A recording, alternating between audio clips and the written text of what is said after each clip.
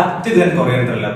വർഷം 1971. നമ്മളൊക്കെ പണ്ട് ബസ്സിൽ ഓടിക്കേറിയത് പോലെ വിമാനത്തിലെ ആളുകൾ സീറ്റിന് വേണ്ടി ഓടിക്കേറുന്ന കാലം. എന്തിന് ഫ്ലൈറ്റിലിരുന്ന് സിഗരറ്റ് കത്തിക്കുന്ന കോഴി അവരെ വിമാനത്തിൽ കയ്യിൽ കൊണ്ടുപോകുന്ന കാലം. അത്രയ്ക്ക് സുരക്ഷാ മുൻകരുതലുകൾ ഇല്ലാത്ത ഒരു കാലത്ത് ഒരു 22 വയസ്സുകാരൻ 58 യാത്രക്കാർ ഉണ്ടായിരുന്ന ഒരു വിമാനം ഹൈജാക്ക് ചെയ്ത യഥാർത്ഥ കഥയുടെ കിടിലൻ സിനിമ ആവിഷ്കാരം. അല്ലെങ്കിലും കാണുന്ന പ്രേക്ഷകരെ ഫുൾ ടൈം എൻഗേജ് ആക്കി ഓരോ കഥാപാത്രങ്ങളെയും നമ്മുടെ ഉള്ളിൽ ഇങ്ങനെ തങ്ങി നിർത്താൻ പറ്റുന്ന വിധം സിനിമ ഒരുക്കുന്നതിൽ കൊറിയൻ ഫിലിം ഇൻഡസ്ട്രിക്ക് ഒരു പ്രത്യേക കഴിവ് തന്നെയാണ്. കുറെ നാളുകൾക്ക് ശേഷം കണ്ട ഒരു കിടിലൻ കൊറിയൻ ത്രില്ലർ. ഇത്തരം സിനിമകൾ ഇഷ്ടപ്പെടുന്നവർ ഒരു കാരണവശാലും മിസ്സാക്കാൻ പാടില്ലാത്ത ഏറ്റവും പുതിയ കൊറിയൻ ചിത്രം.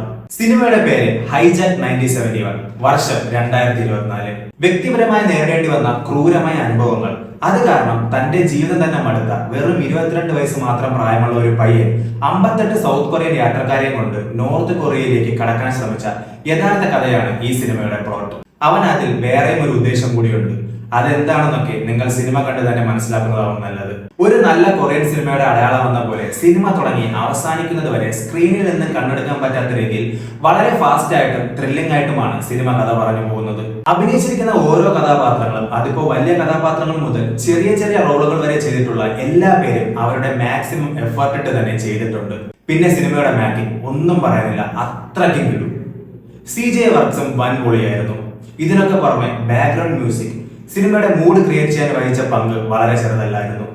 കൂടുതൽ പറഞ്ഞ് നിങ്ങളുടെ ത്രില്ലും ആസ്വാദനവും ഞാനായിട്ട് കളയുന്നില്ല. ഉഗ്രൻ സിനിമയാണ്, അത് മാത്രം വീണ്ടും പറയുന്നു. കണ്ടു നോക്കുക. സിനിമയുടെ ലിങ്ക് വേണ്ടവർ കമന്റ് ചെയ്താൽ മതി. അപ്പോൾ ഇനിയും ഇതുപോലുള്ള സിനിമ സജഷൻസിന് ഈ പേജ് സബ്സ്ക്രൈബ് ചെയ്യാൻ മറക്കണ്ട. ഈ സിനിമയുടെ എക്സ്പ്ലനേഷൻ വേണമെന്നുള്ളവർ കമന്റ് ചെയ്താൽ മതി. പുതിയൊരു സജഷനുമായി വീണ്ടും കാണാം. Good bye.